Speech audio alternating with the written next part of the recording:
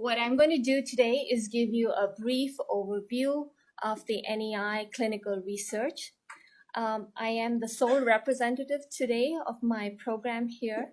My other two distinguished and esteemed colleagues, Don Everett and Mary Ann Redford, have conflicts, and they are attending DSMC meetings for their respective trials. The DSMC meetings are an integral part of our job, and we do it on a regular basis as an NEI representative to give the right amount of oversight.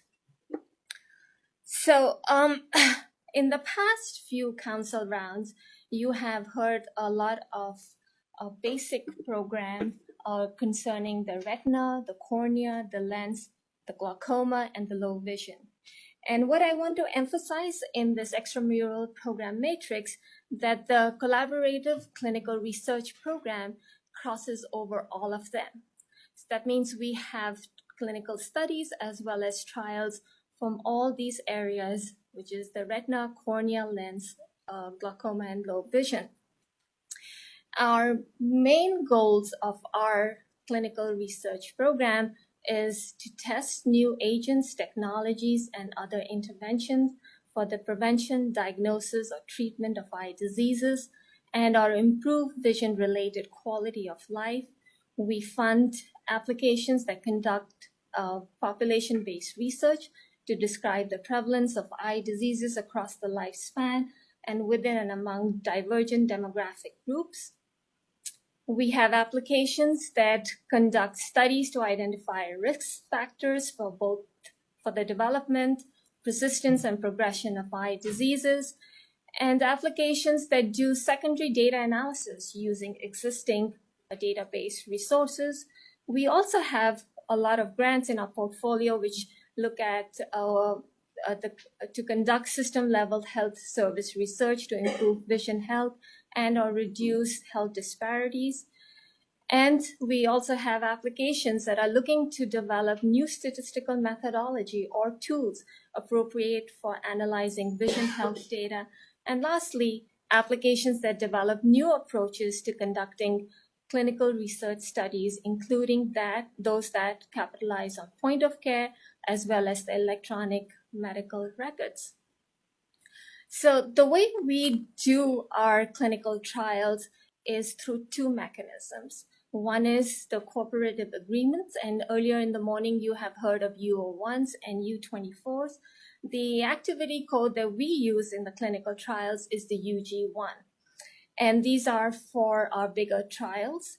And I just want to remind the council members that the cooperative agreement is a support mechanism that the NIH frequently uses for high priority research areas that require a lot of involvement from NIH staff, which is much more than what a typical research project or an R grant would be. We also do clinical studies and some of the epidemiology studies using the R mechanisms, and these are for our simpler clinical and epi studies using the R01. We have the secondary data analysis, which we use the R21, and this is one of our more popular program in our portfolio. We also do a lot of clinical study planning grants, and those are the R34 grants. So in the next couple of slides, what I'm going to show you is a few examples of our clinical trials and epi studies that we have done over time. But I also want to remind the council members that before we do any study or we start any clinical trial or epi, we always bring it to the council for the discussion, for the input before any trial is started. So some of our epi studies, and these are just examples, just to give you a flavor of kind of studies we have done over time. We have done a glaucoma evaluation studies for the African descent. We've done for a demographic population, we've done the chest study, the Chinese health eye study. We've done the Latino eye study. We have looked at some of the infectious diseases. We have done for the AIDS complication, the ELSOCA study. We have done for an uveitis. We've done the uveitis follow-up study. We've also looked into studies, epi studies in children, and that has been the WIP study, or the AACDAT study. So we've done quite a few studies, and this is just to give you a flavor of some of the EPI studies we've done. Besides the EPI studies, we've also looked into the clinical trials, and these are again some examples of clinical trials. We have looked into clinical trials using interventions, some that target the vision diseases. For example, the CAT study, which was to target the AMD. We have the SCORE2, which was to do the retinal vein occlusion. We have studies ongoing that are looking at some of the infectious diseases like the herpes zoster. We have disease trials going on in the uveitis field. The metamust is one of them. We have studies that we have done for early treatment of ROP, the ET-ROP, as well as the EROP. We have studies done for uveitis, as I mentioned, one of them is the FAST. And what I really want to bring out that as the research in basic research is moving along, as the advances in basic research come along, we also have more clinical trials in that area. So for example, we just recently funded some clinical trials using stem cell therapy as well as gene therapy. And those are examples, the LAWN study, the TRUST, as well as the CALEX study.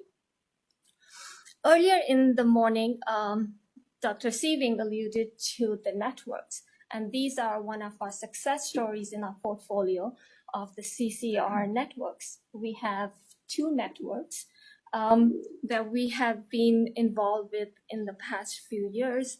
One of them is the PEDIC, that is the Pediatric Eye Diseases Investor Group, and the other one is the Diabetic Retinopathy Clinical Research Network group. One thing Dr. Sieving also alluded in the morning session, the difference between a network as well as the clinical trials and EPI studies that I just showed you before. The trial is basically one protocol, but with the networks, because they have so many clinical sites involved, so many physicians involved, they are doing multiple protocols at one time. A couple of things that I want to point out about our networks is one that which is very unique across the NIH, is one that they are open network. That means pretty much anyone can join in to do a protocol. They can do 2 protocols if they want to do, or if they don't want to do a protocol, they don't need to do it. And as Dr. Sieving earlier also pointed out, that most of the physicians or the participating sites are 3/4 community-based providers and 1/4 is academic institution. Both the networks have been an example of private-public partnership. And last but not the least, I want to point out that they have been very collaborative and in terms of the other NIH institutes. We do collaborate with the National Institute of Child Health and Human Diseases, NICHD, for the PEDIC. And for DRCRN, there is ongoing collaboration with NIDDK, as well as co-funding by the same institute. Thank you.